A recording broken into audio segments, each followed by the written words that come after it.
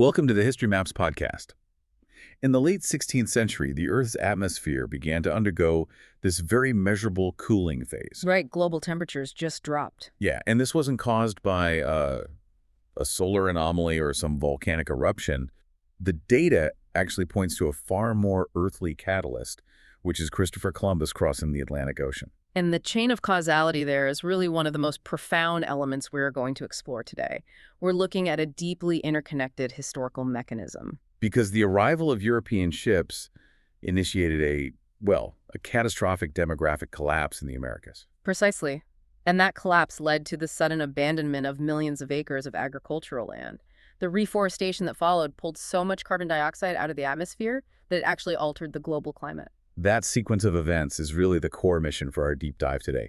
We're taking this comprehensive stack of historical records, demographic analyses, and, economic data to unpack the multi-layered history of the European colonization of the Americas. And the timeline we're examining stretches primarily from the late 15th century through the early 19th century.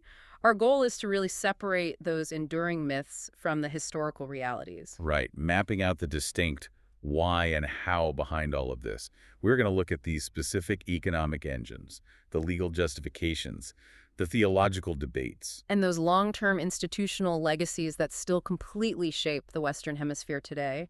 Crucially, we need to move away from those traditional kind of sanitized timelines. Because history is rarely a clean sequence of inevitable events, right?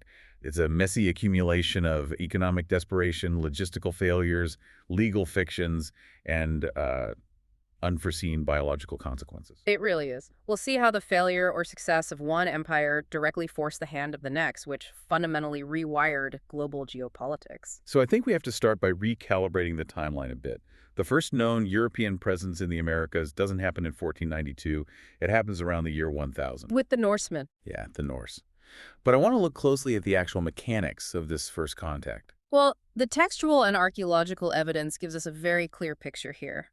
We rely heavily on the Icelandic sagas. Specifically, the saga of Eric the Red and the saga of the Greenlanders, right? Yeah, those are the ones. They detail expeditions led by figures like Leif Erikson across the North Atlantic to regions they named Vinland, Helluland, and Markland. And geographically, those areas correspond to present-day Newfoundland, Baffin Island, and Labrador. Plus, we have the physical footprint. You're talking about Lonza Meadows. Right. In 1960, researchers found the remains of a Norse settlement there in Newfoundland, Canada. Carbon dating confirmed it was active right around the year 1000. It stands as the only universally accepted evidence of pre-Columbian transoceanic contact. But, the narrative in the sagas regarding the indigenous population. The people the Norse called Skraelings. Right. That narrative is particularly telling about why this whole effort failed. The contact was immediately adversarial. From day one. Pretty much. The sources describe an expedition commanded by Leif Erikson's brother. They encounter a group of indigenous people, and the Norse response is to just capture and kill 8 of them. Which is horrific, and the inevitable outcome of that initial violence was a fierce retaliatory attack by the native population against the beached Norse ships. Exactly. So the settlement eventually fades out entirely by the mid-15th century. Which brings up a question about terminology. I mean, looking at the logistics of this venture, and given the immediate violent repulsion and their inability to sustain a presence, is it really accurate to categorize Vinland as an actual colonization effort? That's a great point. It seems more like a highly overextended scouting trip that just immediately hit a brick wall. You're hitting on a really critical distinction between exploration and colonization. The mechanics of colonization require a sustained engine. Yeah. The Norse certainly possessed the maritime technology to traverse the ocean, but what they fundamentally lacked were the demographic and economic pressures necessary to drive a permanent wave of expansion. Because if you look at Scandinavia in the 11th century, you don't see a society bursting with excess population desperate for arable land. No, not at all. Nor do you see this vast, interconnected global economy demanding new trade routes to sustain itself. It's a perfect example of timing in history. You can have the technology, but if the socioeconomic environment doesn't demand expansion, the effort just fills out. They were operating at the absolute fraying edge of their supply lines, and they had no compelling economic reason to stay and fight a highly motivated indigenous population that was defending their home. So to understand the forces that actually do result in permanent colonization, we really have to fast forward to Western Europe in the late 15th century. And Europe was in a state of profound transition at that point. They were slowly recovering from the devastating population collapse caused by the Black Death. And politically, they were facing an existential economic roadblock, the Silk Road. Right, the overland trade routes to Asia. Those were the lifeblood of European luxury commerce. Spices, silks, porcelains. These were high-margin goods that generated enormous wealth for European merchants. But the rise of the Ottoman Empire completely altered that dynamic. Ottoman control of the eastern Mediterranean and the overland routes meant that traditional avenues to the Orient were heavily taxed or severely restricted or just completely cut off. Which meant European monarchs, especially in the Iberian Peninsula, were bleeding capital. They were economically cornered. And that intense pressure forced a desperate search for alternative maritime routes to Asia so they could bypass the Ottoman monopoly. This brings us to the Genoese mariner Christopher Columbus. He pitches this theory. Instead of sailing south around Africa, he can reach the East Indies by sailing directly west across the Atlantic. And he manages to secure funding from the Spanish monarchy. Right. And in 1492, his expedition lands in the Bahamas, where he encounters the Lucayan people on the island of Guanahani. But the sources reveal a very specific economic calculation happening almost immediately upon his arrival. We have to view Columbus's first voyage as essentially a venture capital enterprise. Oh, definitely. The Spanish crown had just concluded the Reconquista, which was that centuries-long effort to expel Muslim rulers from the Iberian Peninsula. So the royal treasury was severely depleted. Columbus totally understood that his funding was entirely conditional on proving a return on investment. And the problem was, he didn't find the sprawling, gold-roofed Asian cities he had promised the crown. He found an island archipelago inhabited by people living a largely subsistence-based agricultural lifestyle. So to maintain his funding, Columbus deliberately exaggerated the quantity of gold available in the region. And beyond exaggerating the mineral wealth, he turned to another commodity to prove the region's value, which was human beings. Yeah. Columbus captured and brought enslaved indigenous individuals back to Spain to present to the monarchy. Those human captives and the fabricated promises of endless gold, they were strategic, calculated tools used to secure the fleet for his second, vastly larger voyage. And once word of this new territory reached Europe, a geopolitical crisis ignited between the two major maritime powers, Spain and Portugal. Because both nations immediately demanded exclusive control over these new routes. Right. And they resolved this conflict through a profound act of bureaucratic arrogance in 1494, the Treaty of Tordesillas. The legal mechanism behind this treaty is deeply rooted in the authority of the Catholic Church. Pope Alexander VI, who was Spanish by birth, issued a series of papal bulls. Bulls that confirmed Spain's claims to the newly encountered lands. The subsequent treaty essentially took a map of the globe and divided the entire non-Christian world into two exclusive spheres of influence. They drew a longitudinal line right through the Atlantic Ocean. Portugal claimed the eastern half, which included the route around Africa and eventually the easternmost tip of Brazil. And Spain claimed the western half. You know, let me offer a way to visualize the absurdity of this legal framework.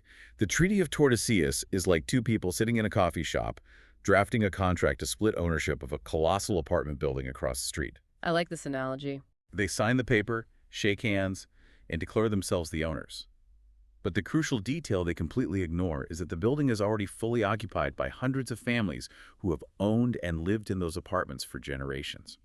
That legal fiction you just described is the foundational mechanism of the entire colonial era.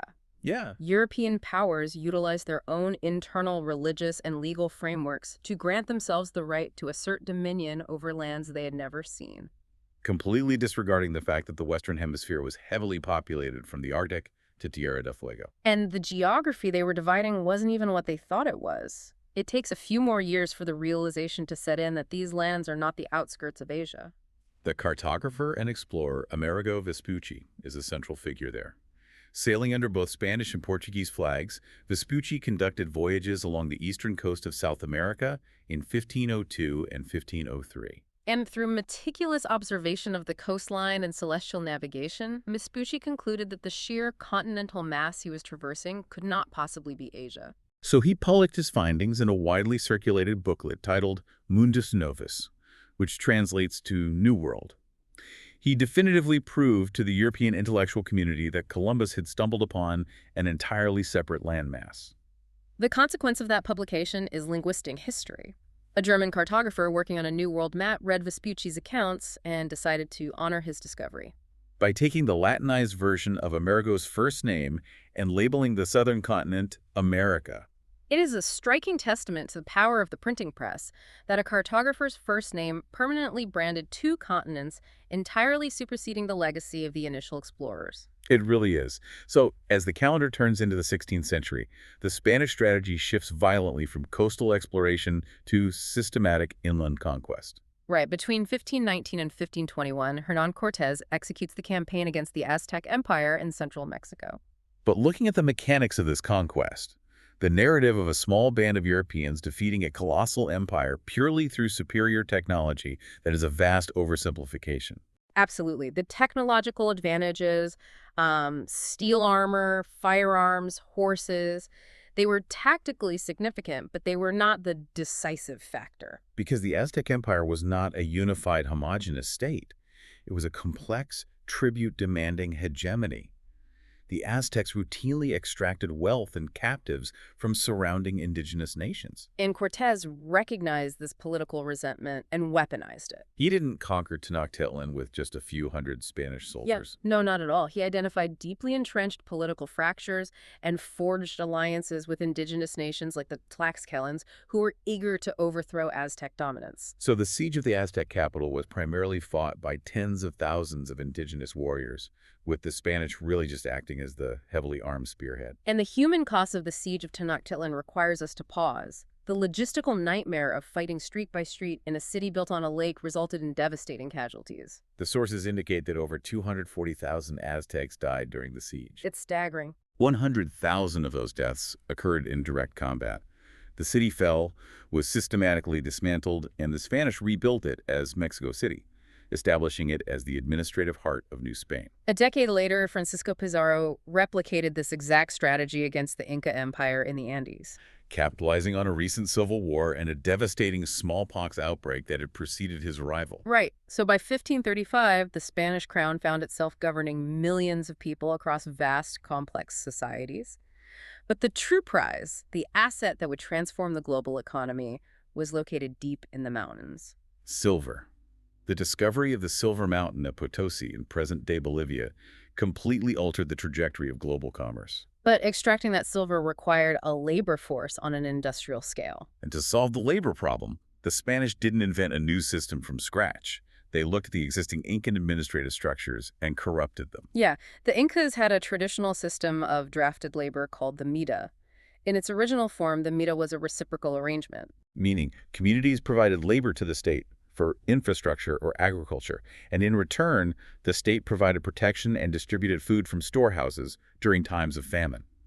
But the Spanish stripped away the reciprocity. Right. They kept the mandatory labor draft, but removed all the social safety nets. The Spanish mita forced thousands of indigenous men to travel to Potosi, ascending to altitudes above 13,000 feet to work in highly toxic, perilous conditions deep underground. The labor was brutal. The exposure to mercury during the refining process was lethal, and the death toll was just staggering. But the economic output was unprecedented. Silver from Potosi, along with mines in Mexico like Zacatecas and Guanajuato, just flooded into Europe. By the late 16th century, silver extracted from the Americas accounted for 20% of the combined total budget of Spain and Portugal. To manage this extraction across all their territories, the Spanish deployed a legal mechanism known as the encomienda system. Which was basically a feudal concept adapted for the Americas, right?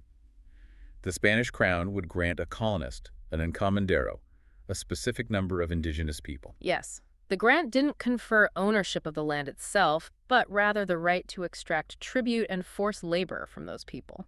And the theoretical justification was that, in exchange for this labor, the encomendero was responsible for protecting the indigenous people and instructing them in the Catholic faith. But the reality, of course, was systemic abuse. It was a thinly veiled system of slavery that rapidly consumed the indigenous population. But the Spanish administration was obsessed with legality. They needed to ensure that their actions were, on paper, morally justified, which leads to one of the most surreal historical documents of the entire era, The requiremento. Oh, the requiremento. It perfectly encapsulates the legal fictions we discussed earlier. Drafted by Spanish jurists, it was a formal proclamation that essentially served as an ultimatum. And the mechanics of how this document was used are almost unbelievable. Spanish forces were legally required to read this document aloud before initiating hostilities. It demanded that the indigenous populations acknowledge the authority of the Pope and submit to the Spanish crown. And if they refused, the document explicitly stated that the Spanish were legally justified in waging war, killing them, and enslaving the survivors. But the absurdity lies in the execution. The Spanish would frequently read the requiremento in Castilian Spanish, which was a language the indigenous people had never heard. Right, and sometimes they read it to empty villages where the population had already fled. There are accounts of Spanish captains reading it to the trees while standing on the deck of a ship miles from the shore. Wait, they read it to the trees? Literally to the forest, yeah. Yeah. It had absolutely nothing to do with communication. It was a bureaucratic checklist. They just needed to satisfy the moral anxieties of the theologians back in Europe. By reading the document, they transferred the blame for the ensuing slaughter directly onto the victims. They essentially said, "We warned you, you didn't comply, so your destruction is your own fault." Exactly. But over time, the horrific realities of the encomienda system became impossible for the crown to ignore. Religious figures lobbied the monarchy, detailing the demographic catastrophe. So in response, the Spanish crown promulgated the new laws in 1542. The new laws were an ambitious attempt to rein in the power of the encomenderos. The crown explicitly prohibited the outright enslavement of Native Americans, stating they were vassals of the crown and possessed certain legal protections. The problem with the new laws, though, was enforcement. The crown issued edicts from Madrid, but the economic reality on the ground in the Americas relied entirely on coerced labor. So the colonists violently resisted the new laws, even leading to armed rebellions against royal officials in Peru. We have to mention historian Andres Resendez here. He provides a vital analysis of this dynamic. He points out that the new laws did not stop the exploitation.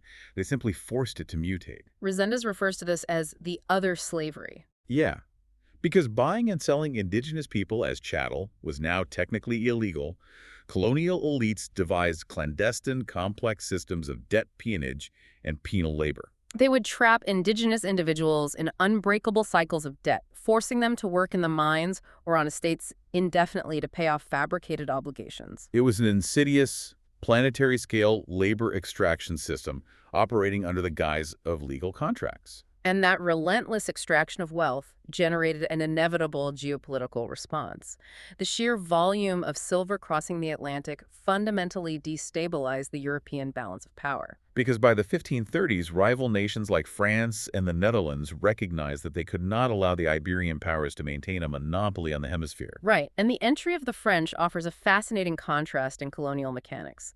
French explorers like Jacques Cartier in the 1530s and later Samuel de Champlain began staking claims in the northern regions, establishing New France in present-day Canada. By 1710, the French territorial claim spanned an immense 10 million square kilometers. But their methodology was completely dictated by the environment. Unlike the Spanish, who found dense populations and precious metals, the French in Canada found a harsh climate and a different resource entirely. Furs. Furs. The European fashion market had an insatiable demand for beaver pelts. However, the French lacked the manpower and the geographic knowledge to trap these animals on a commercial scale. Right, they couldn't conquer the population, they needed to hire them.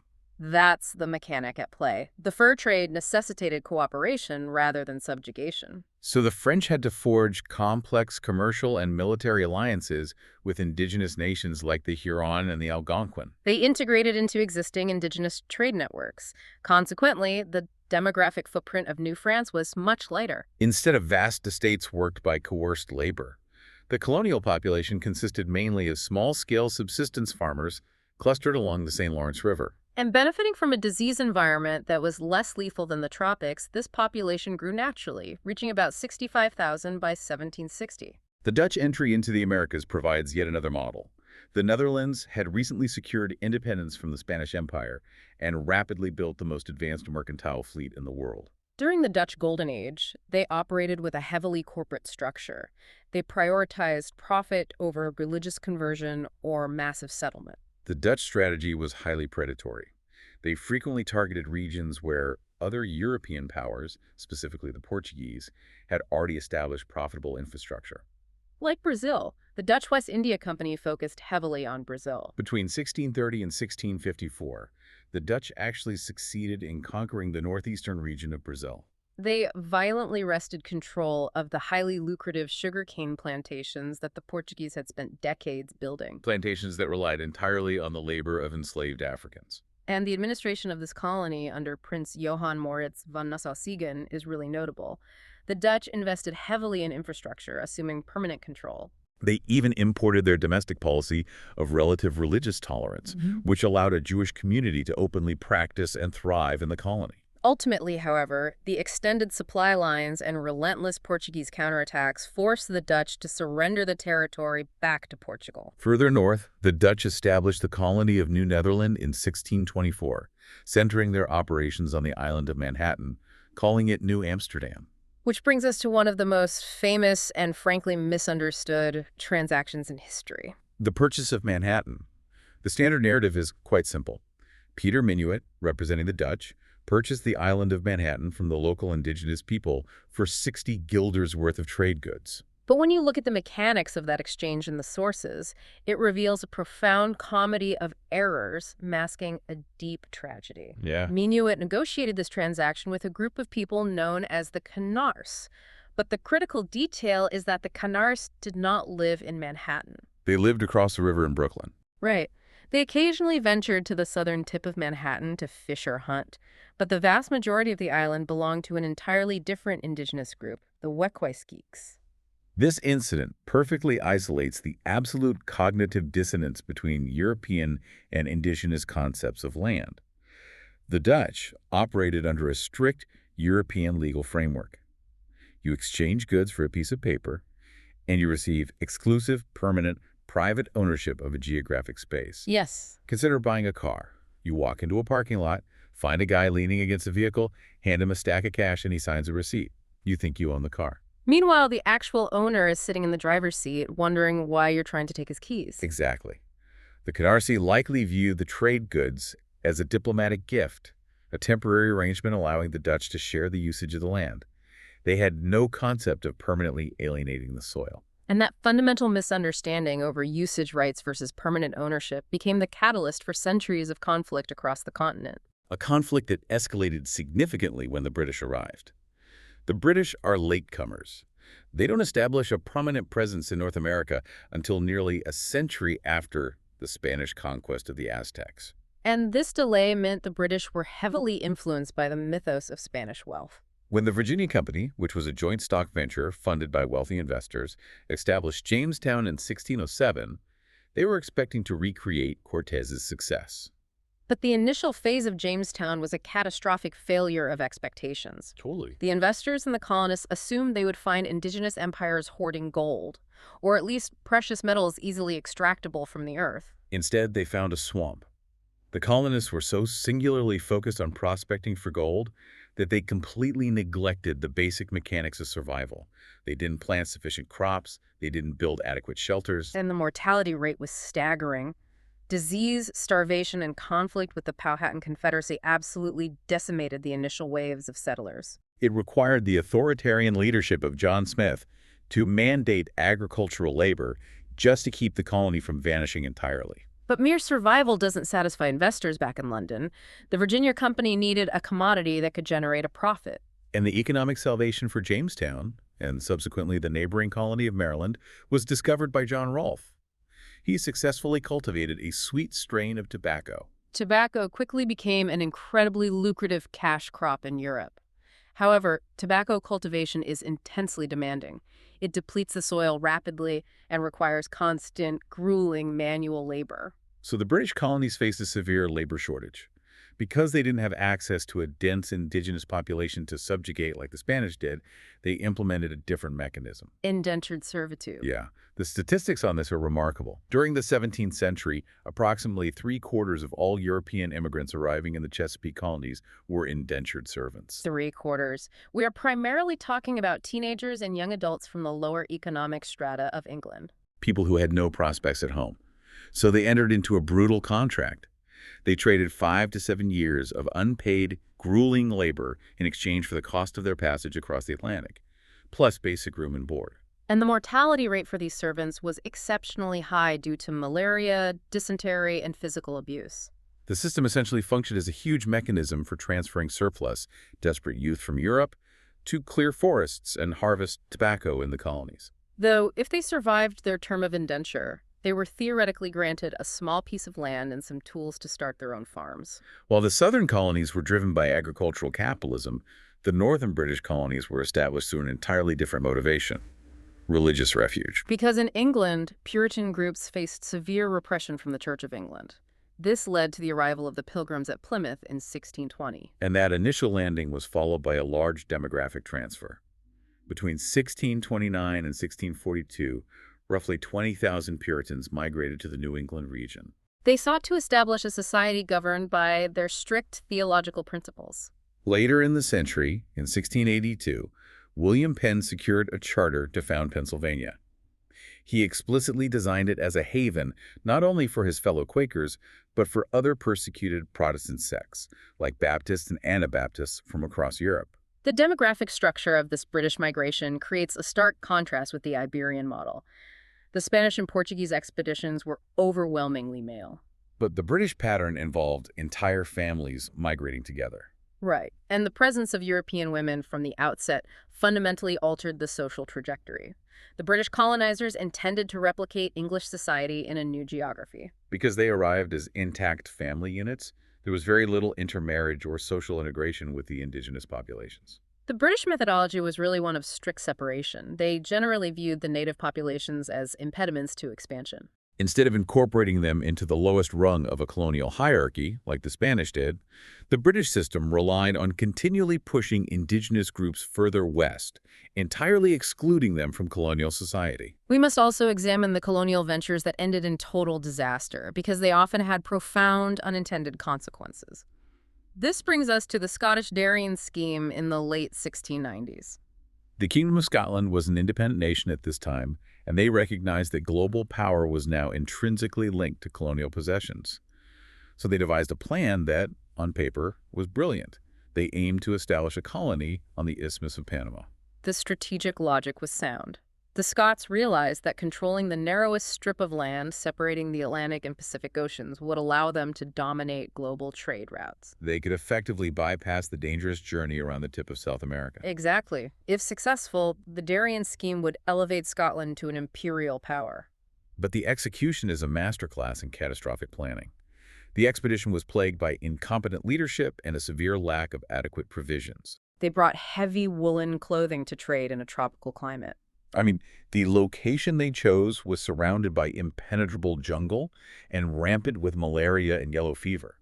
The mortality rate among the colonists was devastating. Furthermore, they faced fierce opposition from the Spanish, who claimed the territory, and the English East India Company, which actively worked to undermine the Scottish venture to protect its own monopolies. So the colony collapsed completely. But the ripple effect of this failure altered the map of Europe. Because the Darien scheme wasn't funded by a monarch, it was funded by public subscription. A vast portion of the Scottish elite and everyday citizens had invested their life savings into this venture. And the total loss of that capital essentially bankrupted the entire Scottish economy. The nation was left financially ruined and vulnerable. That economic devastation forced the Scottish leadership into a corner. They lacked the leverage to remain entirely independent. The failure in Panama directly forced Scotland to the negotiating table with England, culminating in the Act of Union in 1707. This treaty formally united the two nations, creating the Kingdom of Great Britain. It's incredible. A failed colony in the Panamanian jungle directly birthed the British state. It is a profound example of how colonial ambitions rewired the internal politics of Europe. And while the major powers were dominating the central latitudes, the peripheries of the Americas were also being probed. We have to look at the Russian expansion. Russia entered the colonization of the Americas quite late, and from the opposite direction. The Russian Empire had spent centuries pushing eastward, conquering the vast expanse of Siberia. And the economic driver for this expansion was the fur trade.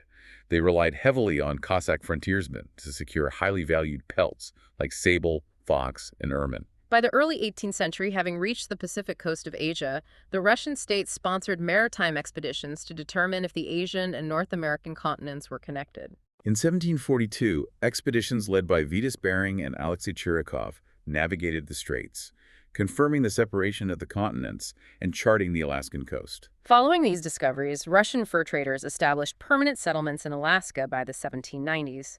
The mechanics of their colonial economy were brutal.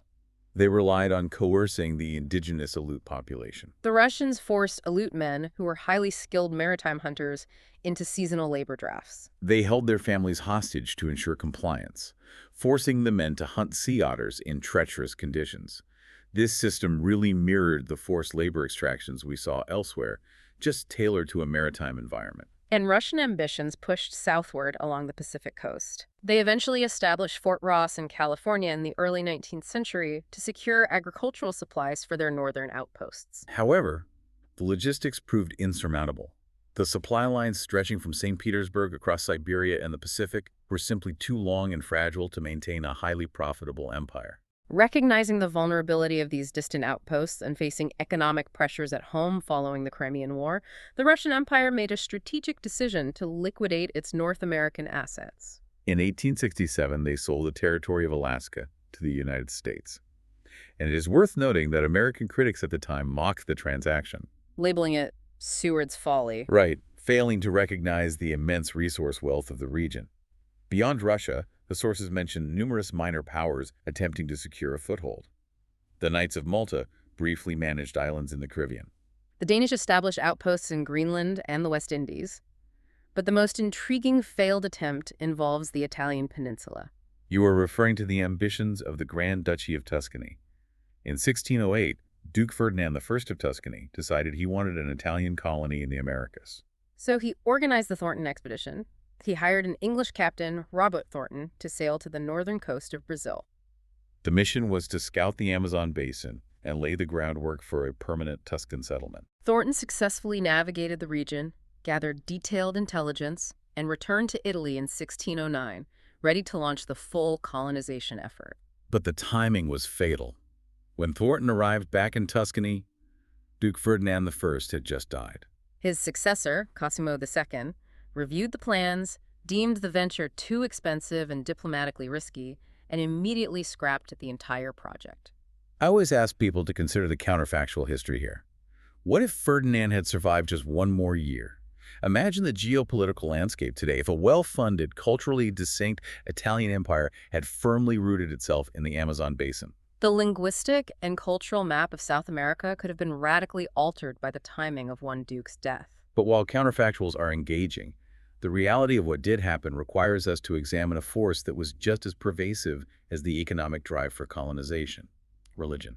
The spiritual conquest of the Americas was pursued with the same systematic intensity as the military campaigns. The legal foundation for this spiritual conquest was established before the first settlements were built. The papal bull Inter Cetera, issued in May 1493, explicitly granted the Spanish monarchs sovereignty over the new lands on one strict condition.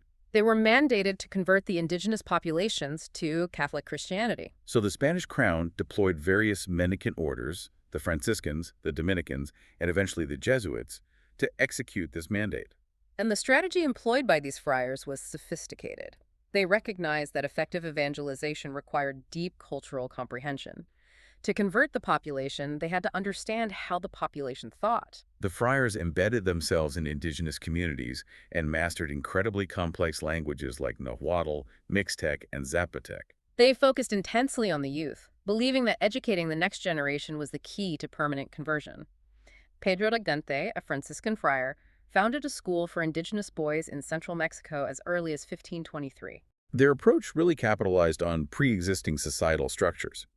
In regions like central Mexico, where there was already a long-standing tradition of recording information in codices, the friars taught indigenous scribes to phonetically write their native Nahuatl language using the Latin alphabet.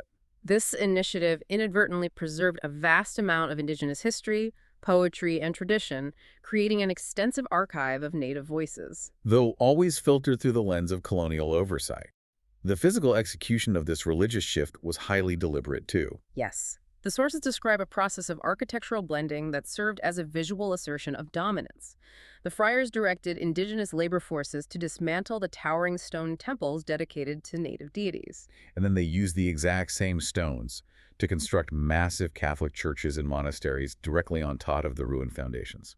It is the ultimate physical metaphor.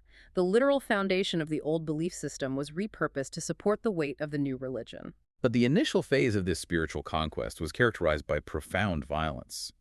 When the first wave of Franciscan friars arrived in 1524, they engaged in a systematic campaign to obliterate the indigenous religious infrastructure. They burned thousands of sacred manuscripts and destroyed countless religious artifacts. The theological implications of encountering millions of unknown people who had never heard of Christianity sparked intense intellectual debates in European universities and courts. The central question was ontological. How do you classify these human beings within the European understanding of the world?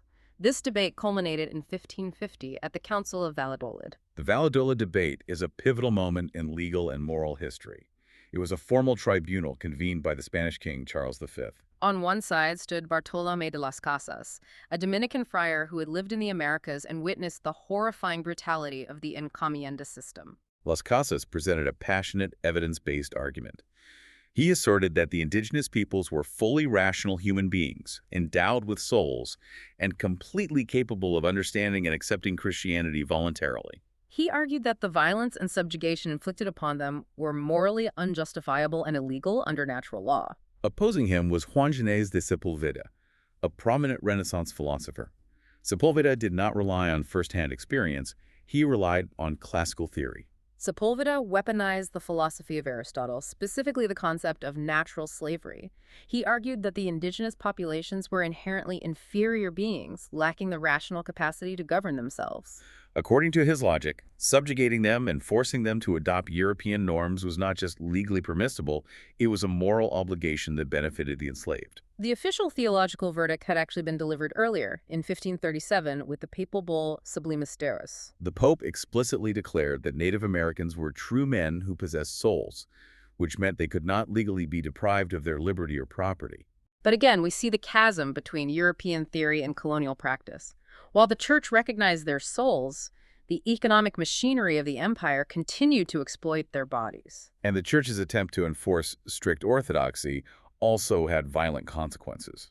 The trial of Carlos of Texcoco in 1539 highlights this tension perfectly. He was an indigenous nobleman in Mexico who had converted to Christianity. However, he was discovered secretly maintaining aspects of his ancestral religious practices. The local bishop, acting with inquisitorial authority, tried and executed him for apostasy. That execution proved highly counterproductive. The Church leadership realized that subjecting newly converted indigenous populations to the legal authority of the Inquisition was breeding deep resentment and threatening the entire evangelization project.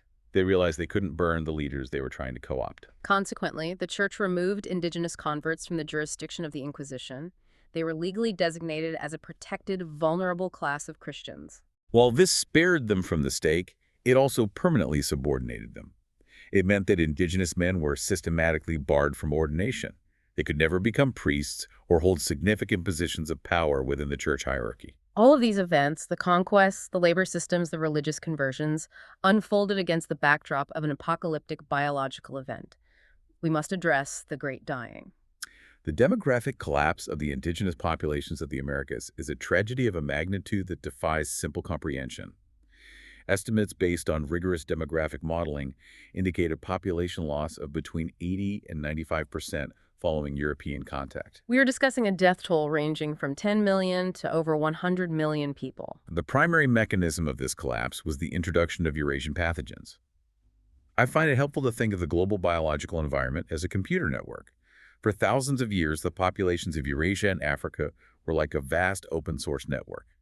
Pathogens, agricultural practices, and domesticated animals were constantly circulating. And human populations there endured horrific plagues. But over millennia, the survivors built up a robust immunological firewall. Conversely, the populations of the Americas existed on an entirely closed, disconnected biological intranet.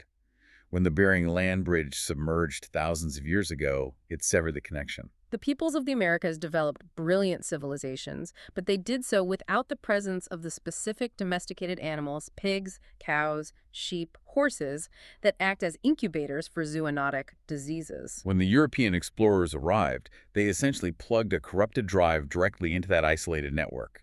The biological malware overran the system instantly. Diseases like smallpox, typhus, measles, and influenza, which were endemic childhood illnesses in Europe, swept through the American continents as virgin soil epidemics. Smallpox was particularly devastating.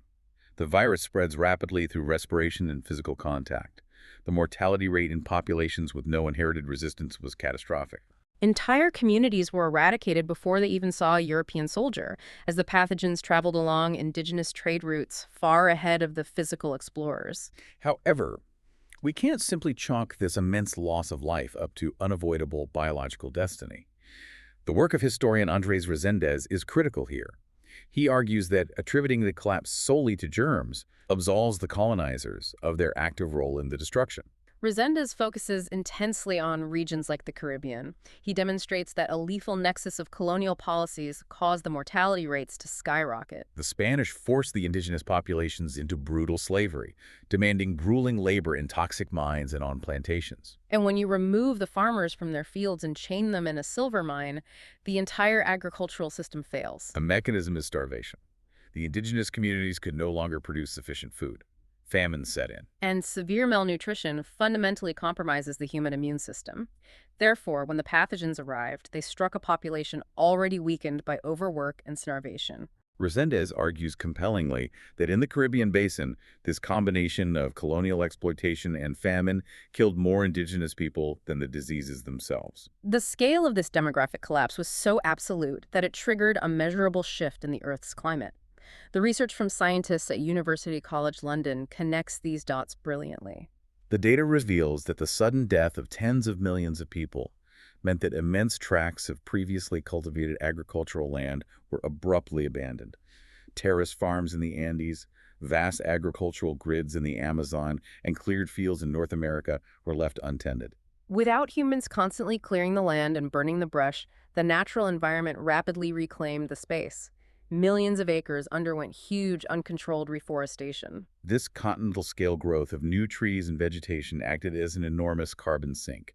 The growing forest pulled billions of tons of carbon dioxide directly out of the atmosphere. The removal of that greenhouse gas was so significant that it induced a period of global cooling, often associated with the Little Ice Age. The colonization of the Americas did not just alter human history. It fundamentally altered the atmospheric chemistry of the planet in the 16th and 17th centuries. As the indigenous populations plummeted, the European empires faced a severe systemic crisis. The economic engine of colonization was threatening to stall. The easily accessible surface gold in the Caribbean was exhausted, and the labor force required to extract silver or cultivate land was dying rapidly. The European investors needed a new commodity that could generate immense wealth. They shifted their focus to a crop that fundamentally changed the trajectory of the hemisphere: cane sugar. Sugar was a luxury item in Europe, commanding exorbitant prices. But cultivating sugarcane is an industrial process. It requires vast tracts of land, substantial capital investment to build processing mills, and, most critically, an enormous, continuous, and highly expendable labor force. With the indigenous population decimated, the European powers pivoted to a new source of labor, initiating the transatlantic slave trade. They began the forced importation of enslaved people from the African continent. The Portuguese initially monopolized this trade. Because the Treaty of Tordesillas granted Portugal control over the African coast, they controlled the primary trading posts. It is important to note the mechanics of this trade. European merchants rarely ventured into the African interior to capture individuals directly. Instead, they docked at coastal fortresses and traded manufactured goods, firearms, and textiles with African states and coastal elites who provided captives taken during inland wars and raids. The scale of this forced migration is chilling. An estimated 12 million African men, women, and children were loaded onto disease-ridden ships and transported across the Atlantic Ocean via the Middle Passage. We must look at the destinations of these enslaved populations. The vast majority were transported to the grueling sugar plantations of the Caribbean and Brazil. The labor conditions on these sugar estates were designed to extract maximum output with zero regard for human survival. The life expectancy for an enslaved person arriving on a Caribbean sugar plantation was often measured in just a few years. The work was so lethal that plantation owners found it more economical to work people to death and constantly purchase new enslaved individuals rather than improve conditions to allow for natural population growth.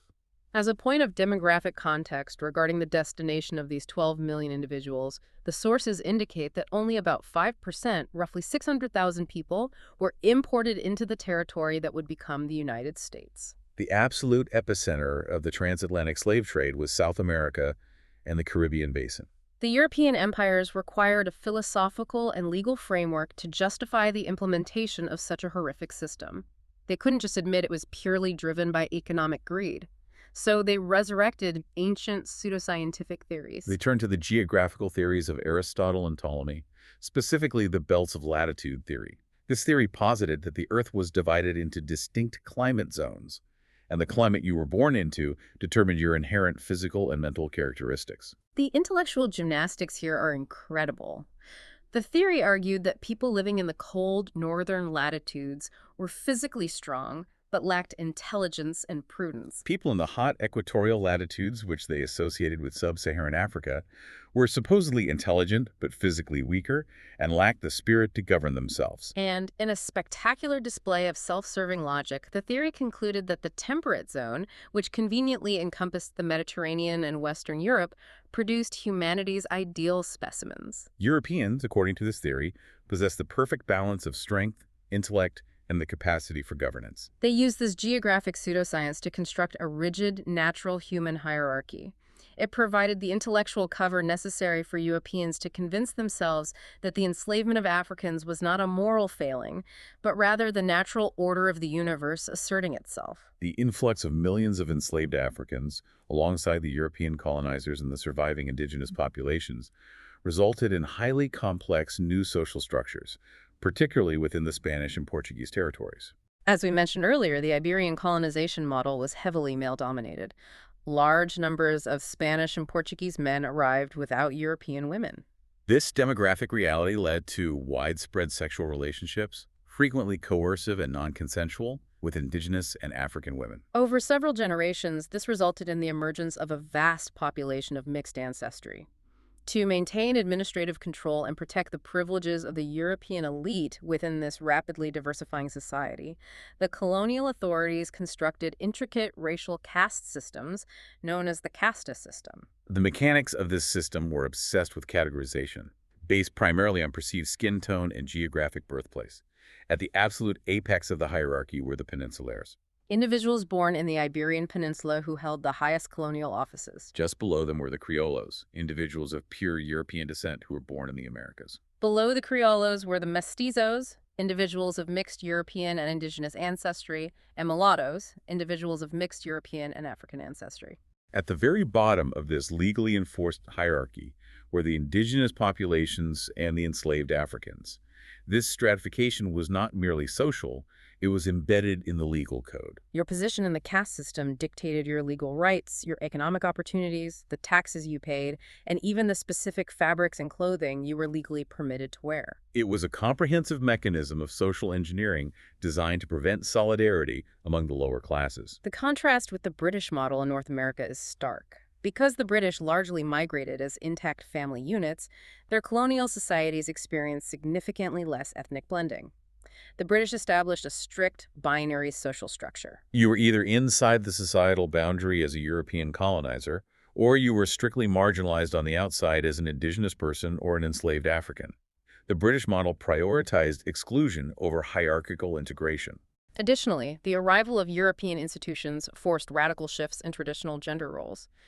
European missionaries and colonial administrators aggressively imposed Western patriarchal concepts of gender onto indigenous societies, actively dismantling native social structures that were often more egalitarian or possessed matriarchal elements. This brings us to the final analytical lens of our deep dive, the long-term institutional legacies.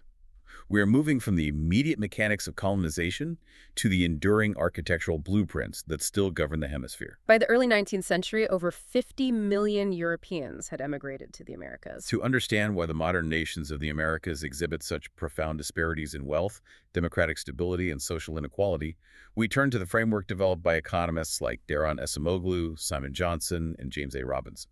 They argue that the initial geographic and demographic realities of a colony lock those regions into specific institutional paths. Let's break down the mechanics of their theory.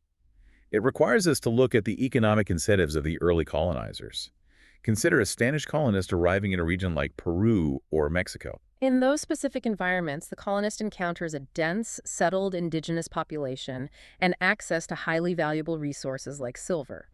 The most rational economic choice for that colonist is to establish a forced labor system. They implement the MITA or create vast latifundias, massive agricultural estates, worked by coerced labor. But forced labor requires enforcement. If your entire economic model relies on a small elite brutally extracting labor from an enormous, unwilling underclass, you cannot allow democratic institutions to develop. Democracy would allow the majority to vote away the elite's wealth. Therefore, the elite intentionally builds centralized authoritarian political structures. They construct a legal system and a military apparatus designed exclusively to protect property rights for the few and suppress the rights of the many. These extractive institutions become deeply entrenched. Now contrast that with an English colonist arriving in Massachusetts or Virginia. In those northern environments, the colonist does not find a dense indigenous population that can be easily enslaved, nor do they find precious metals. The environment is suited for smallholder agriculture. If the colonial administrators want to generate wealth, they cannot rely on forced labor. They have to incentivize European settlers to clear forests and farm the land themselves. To attract and motivate those settlers, the administrators must offer concessions. They must guarantee private property rights. They must establish capitalist markets where farmers can sell their goods. And crucially, they must allow the creation of early democratic institutions, like local assemblies, where property-owning settlers have a political voice to protect their investments. The geography dictates the labor system, and the labor system constructs the political institutions. We can see a perfect, concentrated example of this theory in the research of James Mahoney regarding the Central American coffee economies in the 19th century. Mahoney analyzes how neighboring nations structured their agricultural economies during the coffee boom. In Guatemala and El Salvador, the political elite centralized land ownership into huge plantations. They relied heavily on coercive labor systems, forcing the indigenous and peasant populations to harvest the coffee. To maintain that coercive labor force, the state had to become violent.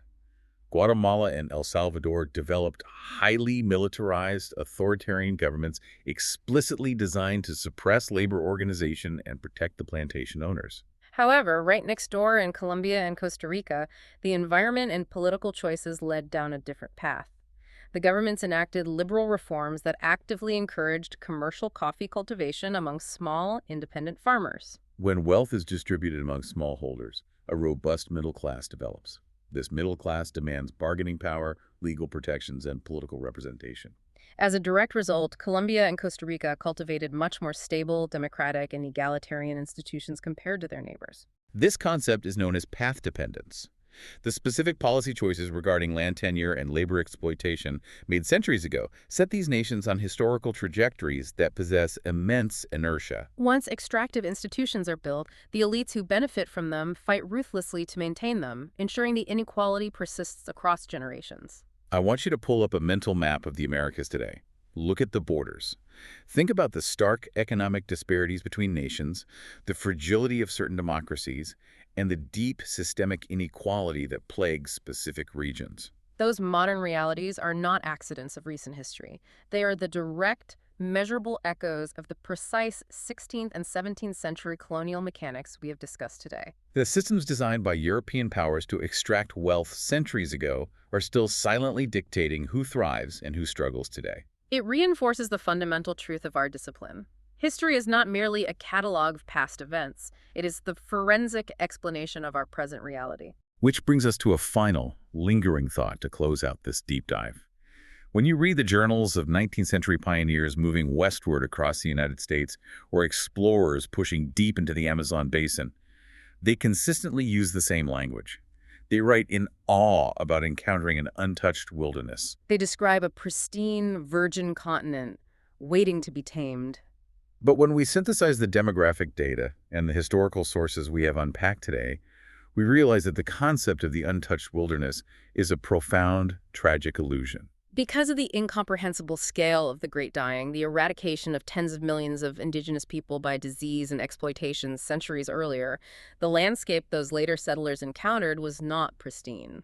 It was a severely altered post-apocalyptic environment. The intricate agricultural grids had been swallowed by forests.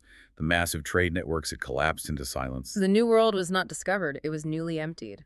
And then it was entirely biologically and socially rewritten by the Columbian Exchange. The history of the Americas is the story of a hemisphere fundamentally broken and meticulously rebuilt. Thank you for listening. History Maps. Learn history visually.